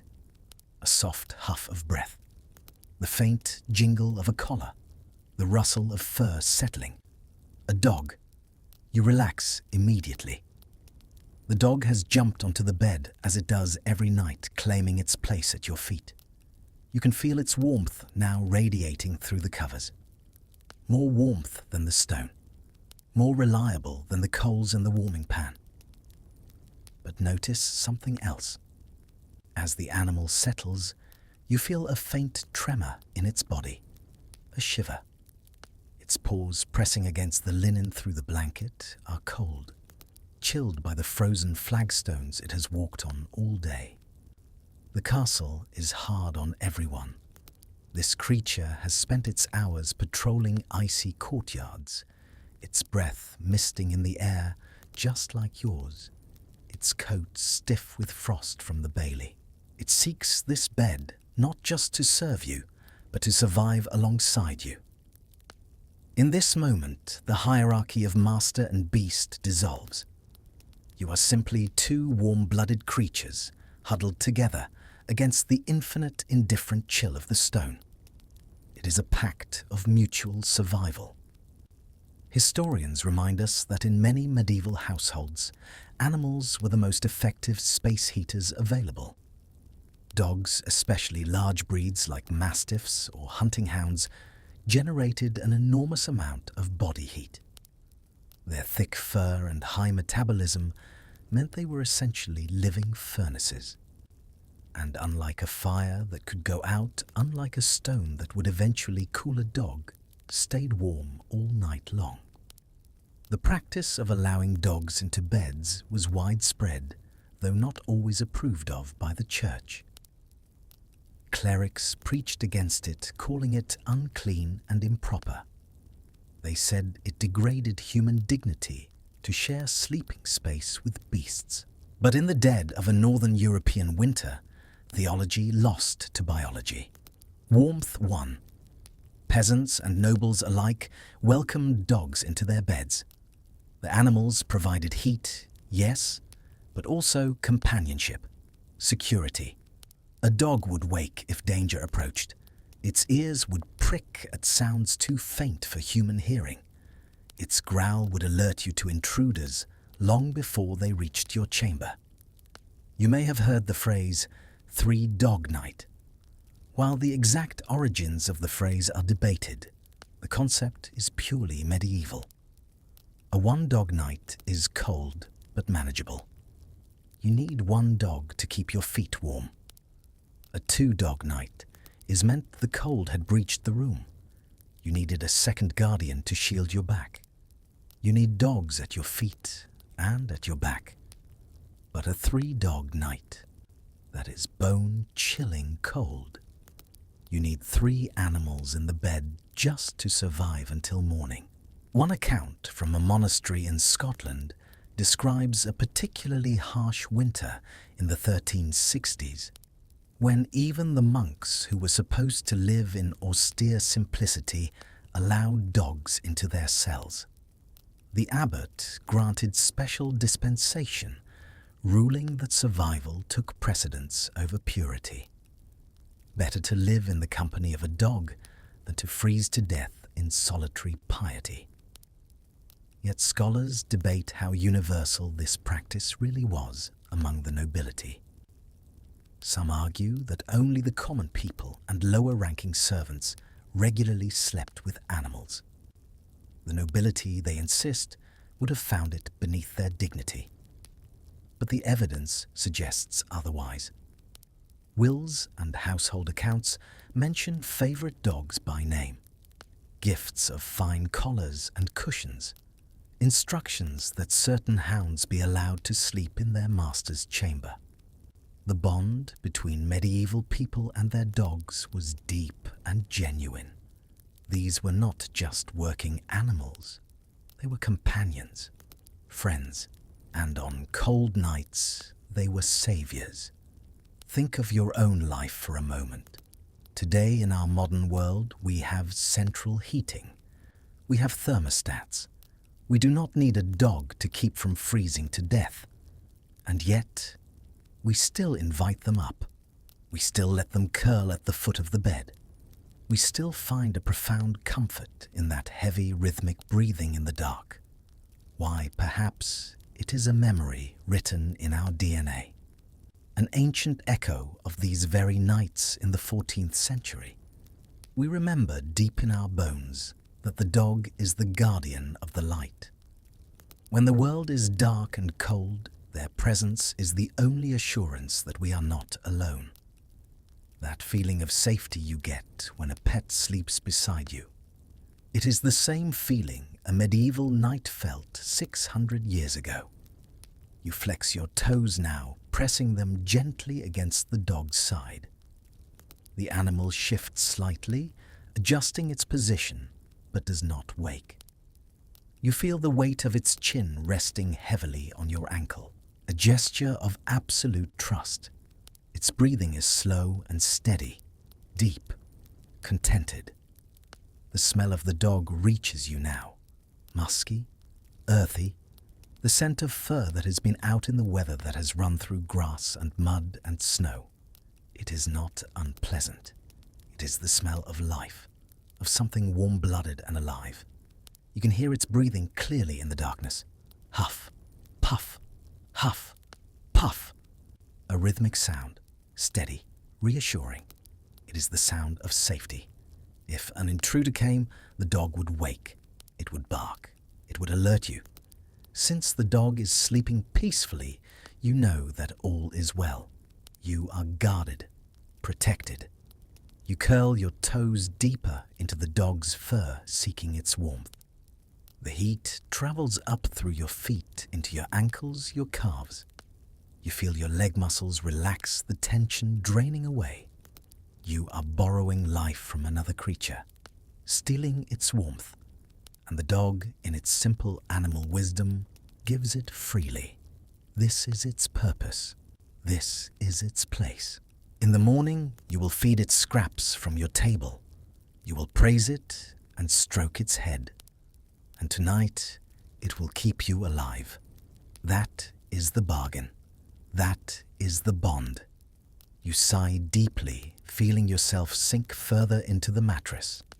The dog's warmth, combined with the heated sheets and the stone and the layers of fabric, has finally created something approaching comfort.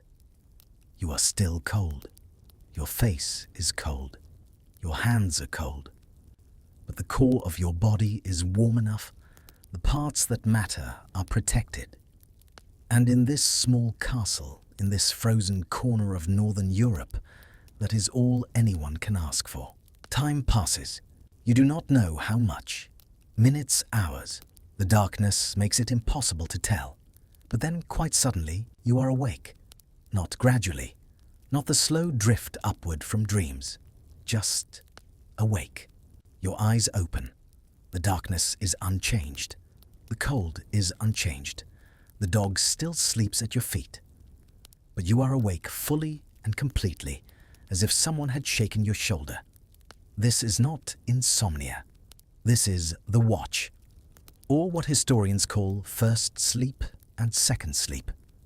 Medieval people did not sleep through the night the way modern people do. They went to bed shortly after sundown, exhausted from a day of physical labor and limited artificial light. And they slept deeply for 4 or 5 hours. But then around midnight or 1 in the morning, they woke up, naturally, easily, as if their bodies contained internal clocks that told them it was time. And they stayed awake for an hour, sometimes 2. Historical records are full of references to this. People describe getting up during the watch to tend fires, to check on animals, to say prayers. They write letters. They talk quietly with their spouses. They eat small snacks. They think about their dreams. It was not seen as a problem.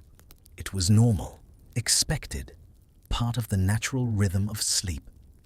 The darkness of medieval nights was so complete and so long, especially in winter, that sleeping straight through would have been impossible. The body needed a break, a pause. And so people developed this 2-phase pattern. First sleep, then the watch, then second sleep, which would carry them through to dawn.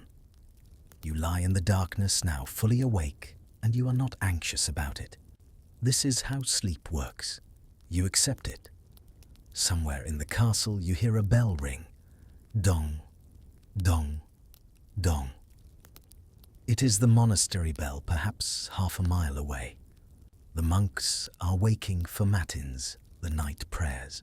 Even in the dead of winter they rise from their beds and file into the cold chapel to sing psalms in the darkness. The sound of the bell fades. Silence returns. You hear other sounds now, faint, distant, the castle coming alive in a quiet, shadowy way. Somewhere below, a servant is tending the fire in the great hall. You hear the faint crack of a log being broken and the hiss of wood catching flame. The person moves carefully, trying not to wake the sleepers on the benches nearby. In another part of the building, someone coughs, a dry, rasping sound that echoes briefly and then stops. These small sounds are comforting. They remind you that you are not alone.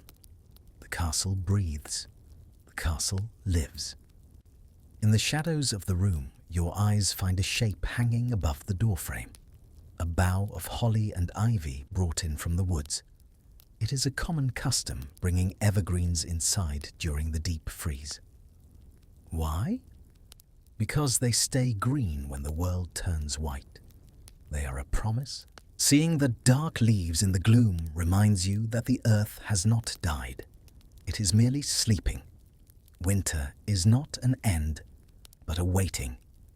This thought, the certainty of spring's return, warms you in a way that fire cannot. And then a sound reaches you through the 12 feet of stone. Faint, rhythmic, thud, thud, thud. It is the footstep of the sentry on the battlements above. He's out there in the wind, walking the freezing stone so you do not have to. He carries the burden of alertness. In the medieval world, sleep was a shared responsibility. Some slept so others could watch. Some watched so others could sleep. Hearing his heavy boots is not a disturbance. It is a permission. You can let go of your own vigilance. The castle has eyes. You are free to drift. You shift slightly under your covers, careful not to disturb the dog. Your hand slides out from under the blankets, feeling for the bedside table. Your fingers close around a wooden cup. You lift it carefully and bring it to your lips. The liquid inside is cool now, no longer warm, but it is still drinkable. Ale. Weak ale, the kind brewed for daily consumption. Not strong enough to intoxicate, but thick with calories from the grain. You sip slowly, feeling it coat your throat. There is a quirky tidbit in some medical texts from this period. Physicians advised eating a night snack during the watch to keep the internal fire burning. Something warm and nourishing. Roasted leeks, they suggested, or a cup of warm ale spiced with nutmeg. The idea was that the body's heat, like a real fire, needed fuel. If you slept too long without eating, your inner warmth might diminish. You might grow too cold. The humours might congeal. So people ate during the watch. Not much, just a little something to stoke the flames. You set the cup down and lie back. Your hand finds the knife under your pillow again, and you rest your palm on it lightly. But iron is cold comfort. For the heart, there is a softer weapon. The cold metal is oddly soothing. You think about the day behind you, the work you did, the meals you ate, the conversations you had. Your mind wanders, drifting from one memory to another without urgency or purpose. This too was normal during the watch. It was a time for reflection, for prayer, for quiet thought. You reach for the rosary beads hanging by the bedpost, smooth worn wood under your fingers. You begin to whisper, Pater Noster, Ave Maria. The words are rhythmic, repetitive, hypnotic. For the medieval sleeper, prayer was the ultimate insulation. It was the belief that while the castle walls might crack and the fires might fade, there was a watchman above who never slept. This rhythm soothes your breathing, syncing your fragile human life with the eternal. For some, the watch was a time of creative work. Monks composed hymns in their heads, poets drafted verses, women planned the next day's weaving patterns. The silence of the deep night offered a clarity that the busy day did not. It was a stolen hour, a pocket of time outside the normal flow of existence, where the mind could roam free. It was also a time of vigilance. The watch got its name for a reason. In a castle, danger could approach under the cover of darkness. The waking period allowed people to listen, for the sound of footsteps where there should be none, for the smell of smoke that wasn't from the hearth. It was a survival mechanism ingrained over centuries. Your senses heighten. You hear the stone groaning as it cools. You hear the scurry of a mouse in the rushes. You hear the wind trying to find you. But you are safe inside your curtained fortress. Some people use this time to talk with their spouses, lying in the darkness and speaking in low voices about things that could not be discussed in the busy daylight hours. Plans, worries, dreams. Others simply lay still as you are doing now and let their minds wander. You breathe deeply in and out, feeling the weight of the blankets rise and fall with your chest. The dog at your feet sighs in its sleep, a long, contented sound. Minutes pass, or perhaps longer. You cannot tell. But gradually, slowly, you feel it coming back. The drowsiness, the heaviness in your limbs, the softening of your thoughts. Second sleep is calling you. A deeper sleep, heavier and more restorative. The sleep that will carry you through to dawn. You do not fight it. You welcome it. Your breathing slows again, deepens. Your grip on the knife loosens. And without quite knowing when it happens, you slip back under, back into dreams, back into the warm, dark place where consciousness dissolves and the night carries you forward. You drift on the edge of second sleep, but before you fully descend, your mind turns to the others in the castle. The people sleeping in other chambers, other corners, other spaces carved out of the cold stone. Privacy is a modern invention. In the Middle Ages, warmth was communal. Almost no one slept truly alone. Even in your chamber, you are not the only presence. The dog at your feet, yes, but there are others too. In the corner near the hearth where the last embers glow, and a servant sleeps on a pallet. You cannot see him in the darkness, but you know he is there. You can hear his breathing different from the dog's, slower, heavier. He is there to tend the fire if it threatens to go out, to fetch water if you wake thirsty, to help you dress when morning comes. But more than that, his body adds heat to the room. His breathing adds moisture to the air. His presence adds life to a space that would otherwise be a tomb. Historians describe this communal sleeping as one of the defining features of medieval life. Servants slept in their masters' chambers. Children slept in their parents' beds until they were surprisingly old. Extended families crowded together in single rooms. It was not about affection necessarily, though that played a part. It was about survival. Bodies generated heat. The more bodies in a space, the warmer that space became. Simple physics, simple biology. In the barracks below, soldiers sleep shoulder to shoulder, wrapped in their cloaks piled on straw mattresses like cordwood. Their combined breath raises the temperature of the room by several degrees, enough to make the difference between sleep and misery. In the monastery dormitories, monks sleep in long rows each in his own narrow bed, but separated by mere inches. The heat of 60 men sleeping in one hall creates a thermal mass that keeps the worst of the cold at bay. Even the nobility, despite their wealth and their grand chambers, understood this principle. They did not sleep in isolation. There is a quirky social custom documented in English manorial records, the squire's privilege. A young man in training to become a knight might be granted the honor of sleeping at the foot of his lord's bed, or beside the hearth in his lord's chamber. It was considered a mark of high favor, a sign of trust and affection, but it was also intensely practical. The lord gained warmth from the young man's body.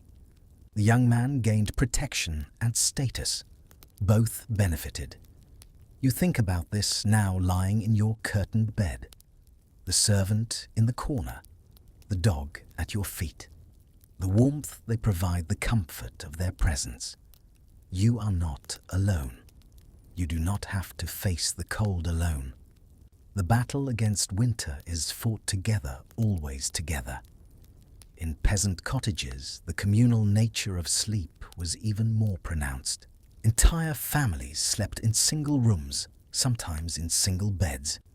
Parents, children, grandparents, all pressed together under one heap of blankets. There was no privacy, no separation, but there was warmth, and there was safety in numbers. A child who kicked off his blankets in the night would be warmed by his siblings on either side. A grandmother whose internal fire burned low would be kept alive by the young bodies surrounding her.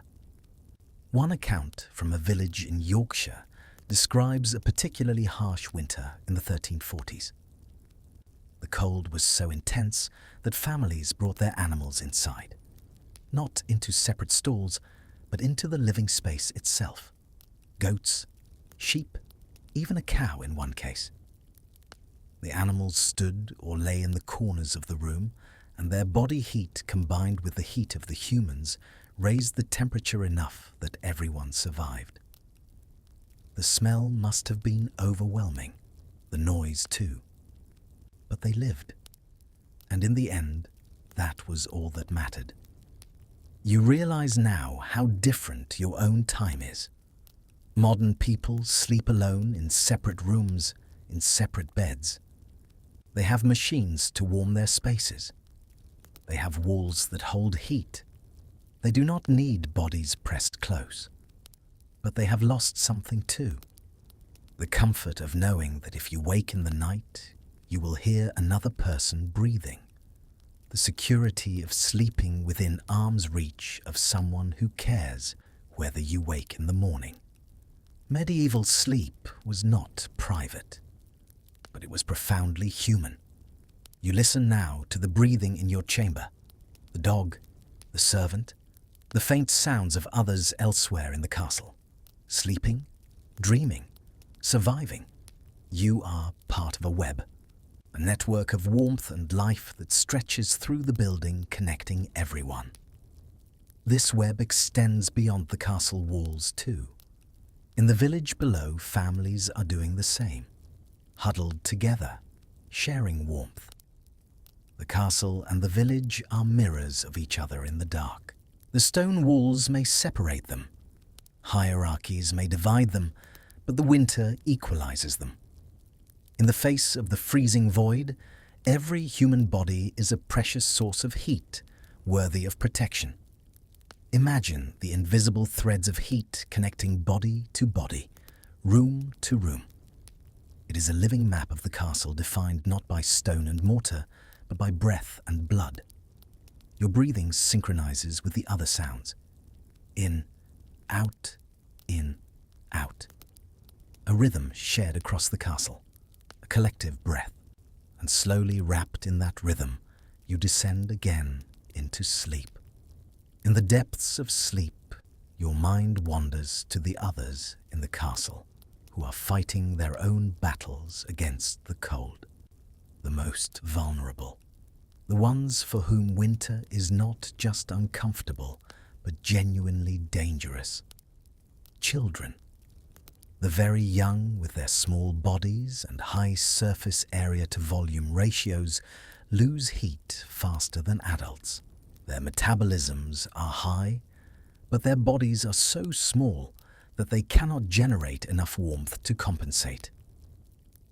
Without protection, a child could freeze far more quickly than a grown man or woman.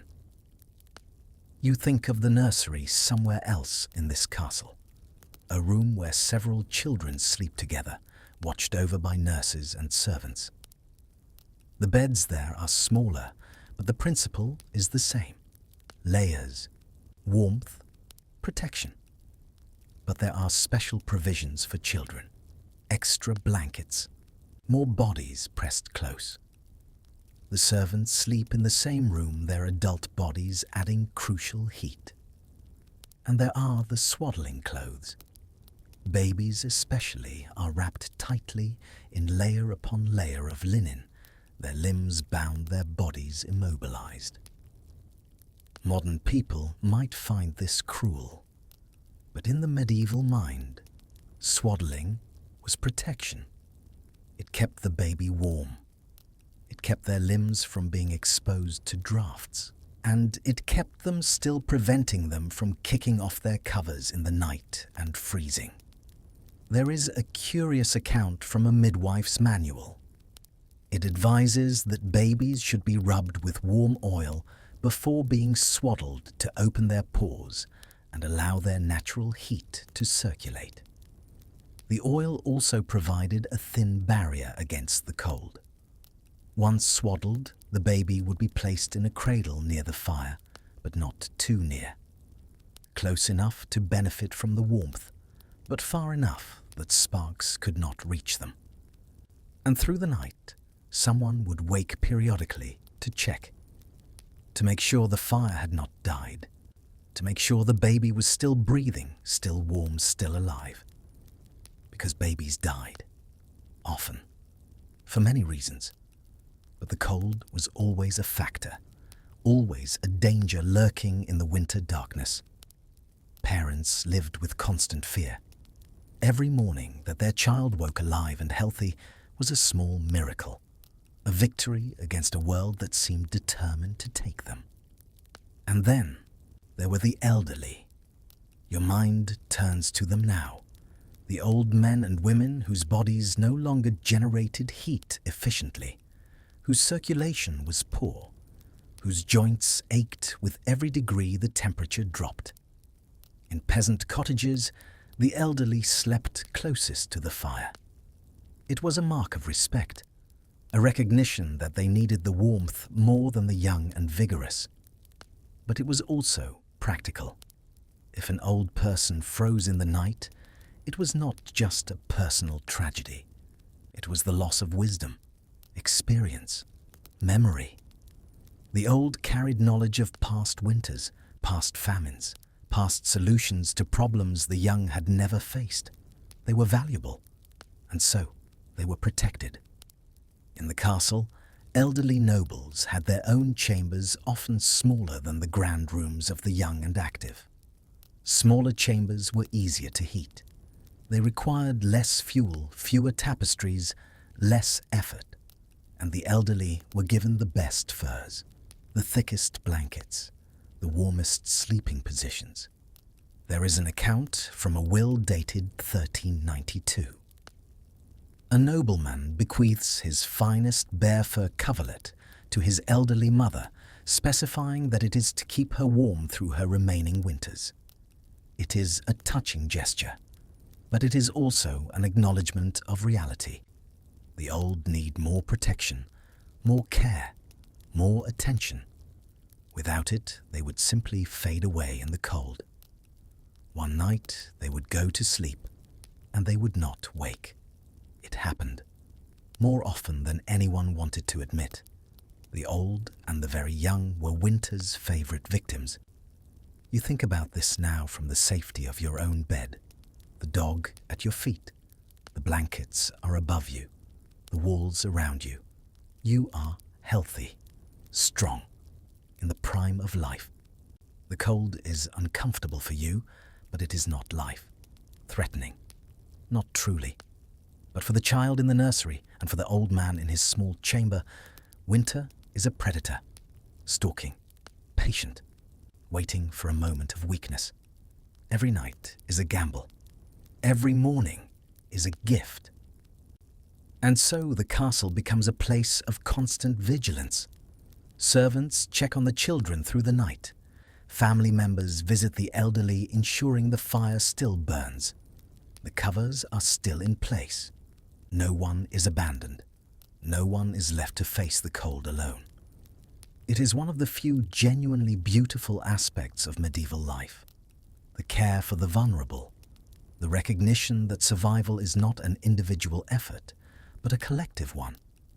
You sleep safer knowing that elsewhere in the castle others are watching.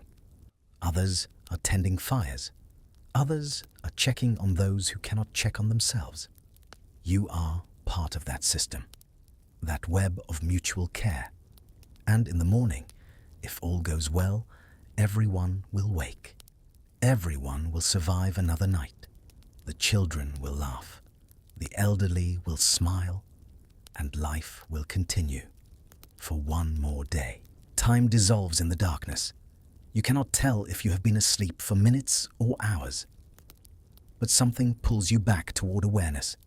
A sound, faint, rhythmic, the scrape of metal on stone, the soft clink of tools.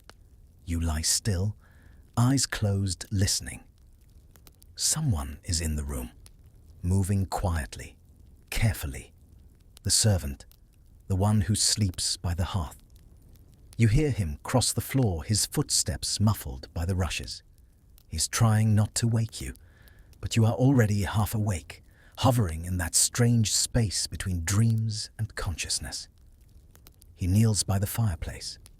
You hear the rustle of his clothing, the creak of his joints, and then, softly, the sound of him working. This is the banking of the fire, the most important task of the night. If the fire goes out completely, the chamber will grow dangerously cold within an hour. The temperature will plummet. The warmth you have so carefully built will dissipate like breath on the wind. But if the fire is tended properly, if it is banked correctly, it will smolder through the night, burning so slowly that it barely consumes any wood, producing just enough heat to keep the worst of the cold at bay. Historians describe banking as an art.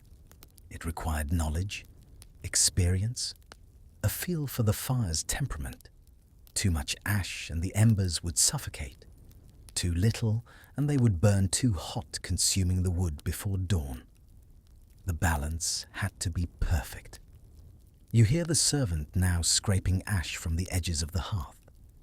He is gathering it, pushing it toward the center where the embers glow faintly. He uses a flat piece of metal, maybe an old sword blade repurposed as a tool. Scrape, scrape. The sound is soft but distinct in the quiet chamber. Next, he adds a log. Just one. A thick piece of oak, heavy and dense.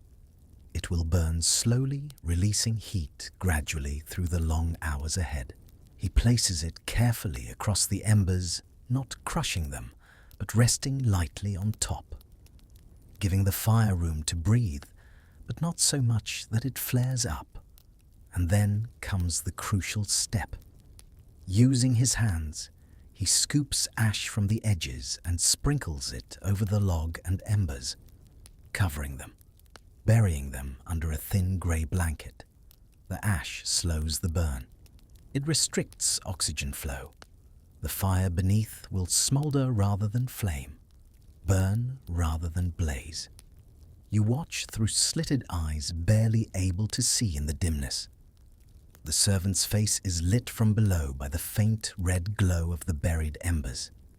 He looks like a monk performing a sacred ritual.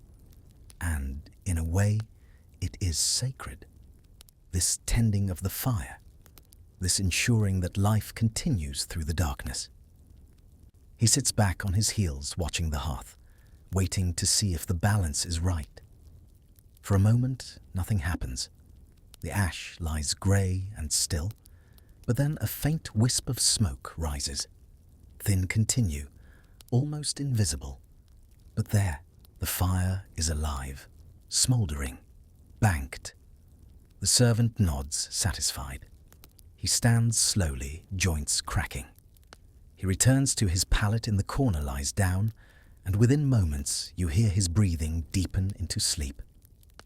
You close your eyes fully now, sinking back into the mattress. The fire is tended. The night is secured. There is a finality to this act of banking the fire. It is a promise to the future. By saving the coals, you are ensuring that tomorrow will have warmth. You are bridging the gap between the ending of one day and the beginning of the next. It is an act of faith. Faith that the sun will rise, that the cold will retreat, that life will go on.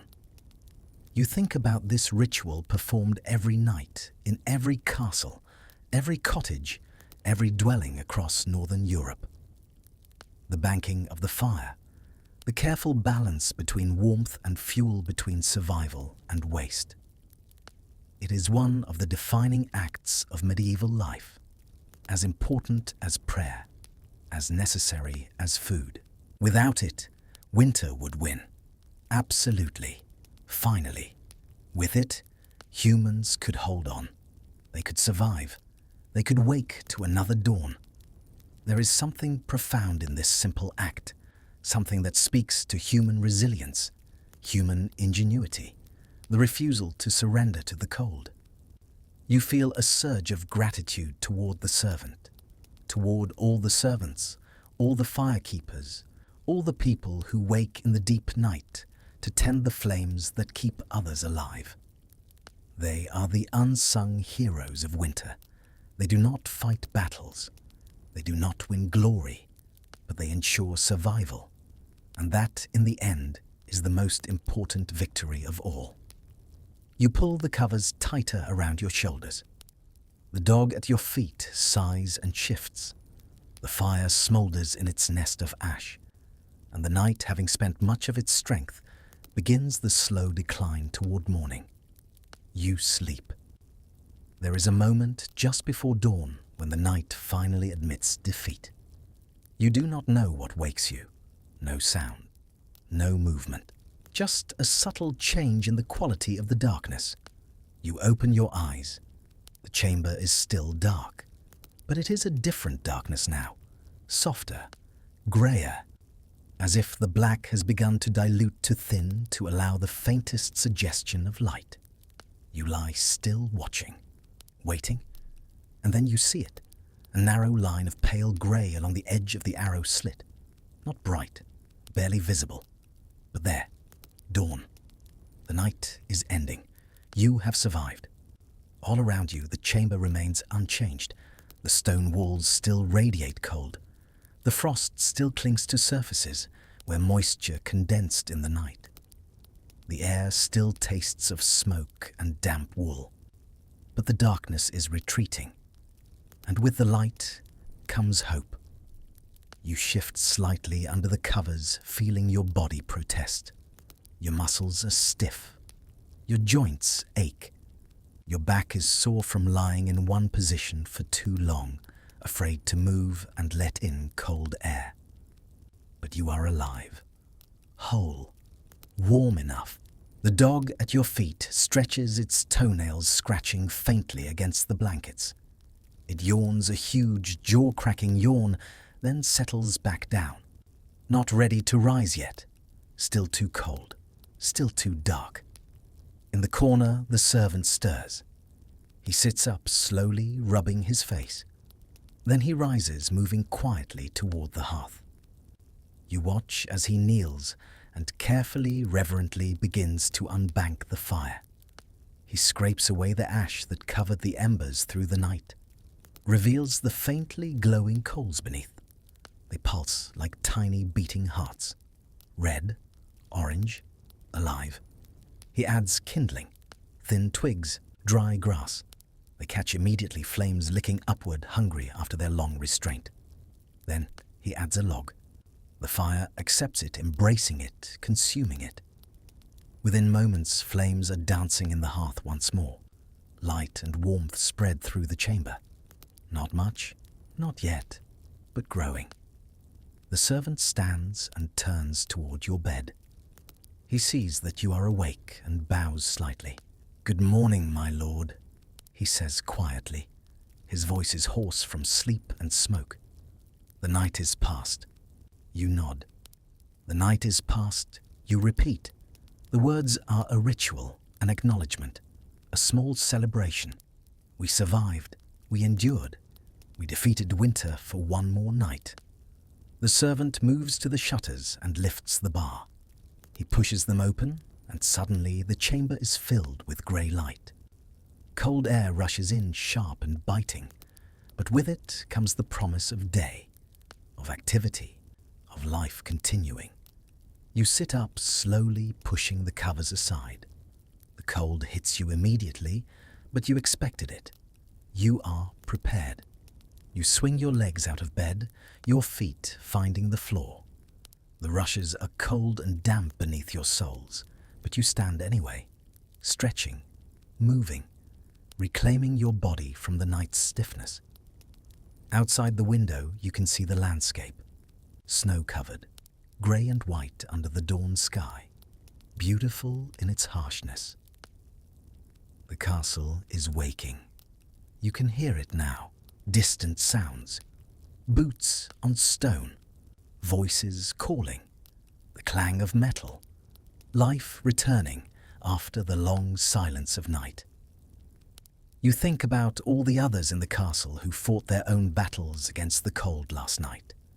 The children in the nursery, the elderly in their chambers, the servants in their quarters, the soldiers in the barracks. How many survived? How many woke to see this morning? Most of them. Nearly all of them. Because this is what humans do. They adapt. They prepare. They build systems of survival. They layer fabric. They bank fires. They press close. They share warmth. And they endure. For 600 years, people have been sleeping in castles like this one, fighting the same battle against the same enemy. And they have won. Night after night, winter after winter. You are part of that lineage now. You have experienced what they experienced, understood what they understood. The cold is not just an inconvenience, it is a force, a presence, a constant test of human ingenuity and will. But it can be defeated, not permanently, not absolutely, but enough. Enough to sleep, enough to survive, enough to wake and face another day. You dress slowly, pulling on layers of wool and linen.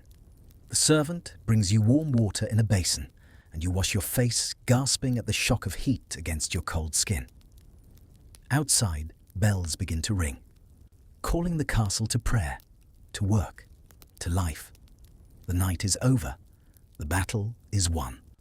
And tonight you will fight it again.